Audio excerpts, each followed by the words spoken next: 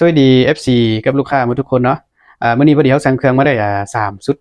เดี๋ยวสิมารีวิวให้ลูกค้าเบิ่งเนาะเพื่อให้ลูกค้าคนใดสนใจเนาะที่ว่าอยากได้ก็ติดต่อมาหาเนาะเพื่อสั่งเทื่อหนึงก็ได้5ชุดหรือว่า4ชุดนี่เนาะเพื่อมาแบ่งปันให้ลูกค้าเอาไปใช้เนาะก็ราคาก็บ่ได้สูงหลายเดี๋ยวเขาสิมารีวิวแต่ละรุ่นให้ได้จังราคาให้ลูกค้าเบิ่งเลยเนาะเพื่อให้คลิปนี้มันสั้นนิดนึงนะตัวนี้จะเป็น Tactico เนาะเป็นของไซงอนนี่นะที่คนเรานิยมใช้นี่นะตัวนี้กล้องจะเป็นกล้องมักโกเนาะ3-9คูณ40ตัวนี้มีไฟในเลนเนาะรุ่นกล้องนี้มาใหม่อันนี้นะตัวนี้เห็นแจ้งดีเนาะกล้องตัวนี้เนาะถ้าลูกค้าได้สั่งไปนี่เอากล้องดิเกลลี่กับตัวนี้เบิ่งนี่ตัวนี้แจ้งเนาะมีไฟในเลนเองแล้วก็แจ้งเองนะบาจะเป็นบากลิกแก๊สนะบาปรับไนท์ทางนี้เป็นทางอลู0.42ทางนี้นะเราจะเป็นเราFX 8เกี่ยวได้นี่นะยาว50 cm ครับประกันเรา6 เดือนให้นะยิ่งบ่ถึงเขาเปลี่ยนใหม่นี่นะส่วนยิ่งงามนี่เนาะแม็กนี่จะใส่ได้10 ลูกแม็กนี่นะตัวแดงๆนี่เป็นตัวล็อกไก่นะเซตไก่เนาะตัวนี้เบื้องนี้จะเป็นตักติโก้นี่จะมี2เบื้องแถวสากเนาะเบื้องนี้จะเป็นตัวเขาสากกับความลูกเข้าในเราอันนี้นะเบื้องนี้แล้วเบื้องนี้เป็นเวลาเขาจับยิงเขาก็ซักแบบนี้ยิงเลยก็ได้เนี่ยแบบนี้เบื้องยิงกับจับแบบนี้ปล่อยนะยิงสบายนะอันนี้เนาะมีเอาแถมตัวจับถังกับเราให้พร้อมนะอันนี้นะมีบนก้อนะตัวจับถังกับเรานี่จะเป็นตัวอะลูเด้อมันมีไซส์นิดนึงจะเป็นยางเนาะแต่ตัวอยางนี่เขาเนี่ยนะไม่ต้องเอานะเอาตัวอะลูนี่มันจะดีกว่าแข็งกว่าอีกเนาะเก็บเสียงได้เป็นสีดำเบื้องบ่มีราคานี่เครื่องครบสุดทั้งสูบน้ำแถมตัวจับถังกับเราราคาเป็นล้านกับ700,000นะลูกค้าคนใดสนใจก็ติดต่อมาหานะเครื่องกับบ่ได้มีหลายนะต่อไปจะเป็นทกเอเนาะทกเอทีเขาหาตัวรีวิวคลิปหนึ่งมาเลยเนาะบอกนี้จะเป็นบอกใหม่เลยเด้อบอกที่เขารีวิวให้ปล่อยให้ลูกค้าทั้งปงสลีเลยเนาะบอกนี้นี่เป็นรุ่นออกมาใหม่ล่าสุดนี่เนาะตัวนี้เป็นรุ่นเขาผลิตมาเป็นรุ่นพิเศษเลยเนาะอันนี้เนาะก็จะเขียนโลโก้อยู่นี่เนาะตัวนี้ตัวไม้กับตัวเก่านี่แตกต่างกันเดียวใดเนาะเดี๋ยวสิมาให้ลูกค้าเบิ่งอาจจะดีเลยเนาะ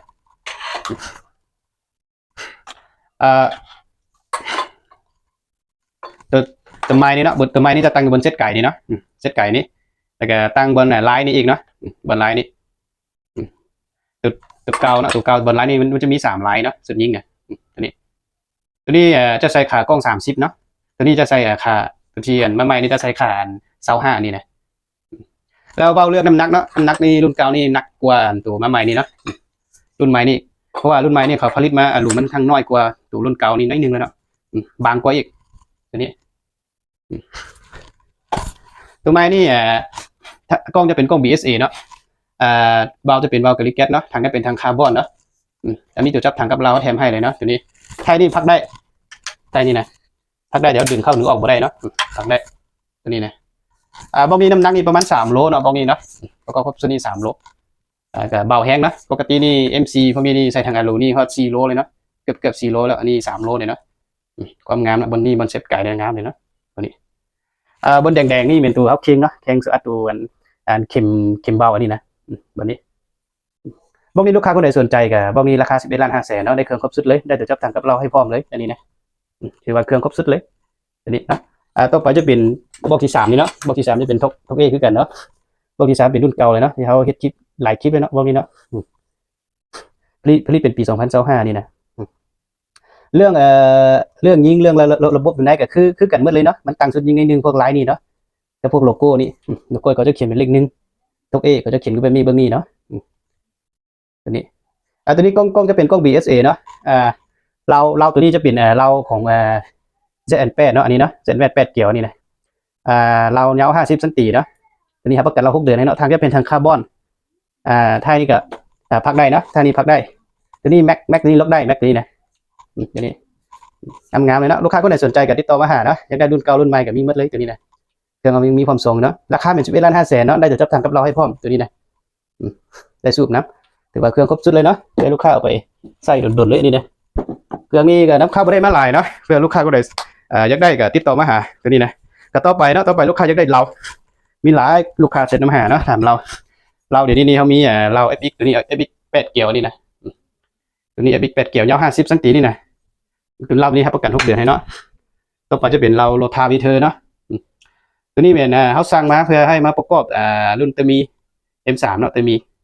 M3 เตมีนี่มันจะมี2 หูนี่เนาะแต่ว่าเราตัวนี้ยาว60 cmเรานี่นะเราทาวิเทอร์12เกี่ยวได้นี่นะลูกค้าคนไหนอยากได้เอาไปเฮ็ดเป็นเราพื้นแว่นก็ได้เนาะนี่เนาะเอาไปละตัดแต่บนนี้ก็จอดใส่เลยเนาะตัวนี้งามเลยนี่นะครับประกันเราตัวนี้ครับประกัน1 ปีให้เนาะเราลดทาไปเธอนี่เพราะว่าซื้อราคามันสูงเนาะ อันนี้ก็FX เนาะรุ่นมีโลโก้นะมี QR นะขอโทษนะมี QR อยู่นี่อันนี้ก็แปดเกี่ยวนะอันนี้นะลูกค้าคนใดสนใจก็ติดต่อมาหาเราที่เขานำเข้ามาเขาสร้างเป็นเราของเท่หมดเลยเนาะมันจะบ่มีของก๊อปเลยอันนี้นะอันนี้จะอันแปดเกี่ยวนี่นะโลโก้มันงามเนาะอันนี้ลูกค้าคนใดสนใจนะก็ติดต่อมาหาเรานี่เนาะเรานี่ราคาตั้ง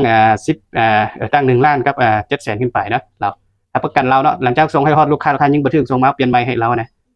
ต่อไปเป็นเบานะเบา7,000ตัวนี้นะเบา7,000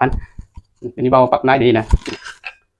เบาปรับได้นี่ลูกค้าคนใดที่อยากได้เนาะก็ติดต่อมาหานะมีนี่เนาะก็เบาปรับนอกก็มีคือกันเนาะอยากได้เบาปรับนอกก็ติดต่อมาหา